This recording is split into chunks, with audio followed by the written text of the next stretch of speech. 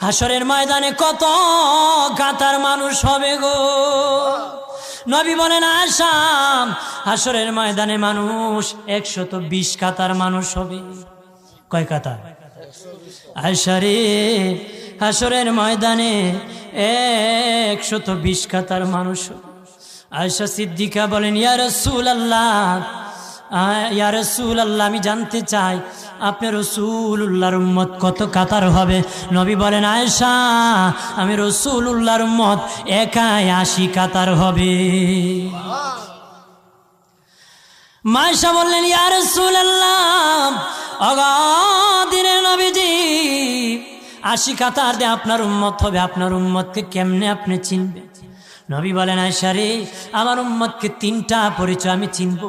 1 নম্বর পরিচয়, আমার উম্মতের কপাল থেকে নূর চমকাবে, নূর চমকাবে। নবী বলে বাবা সাহাবীরাম, অসংখ্য ঘোড়ার মধ্যে যদি কিছু চান কপাল্লা ঘোড়া হয়, এইগুলা চিনতে বড় সহজ হয়।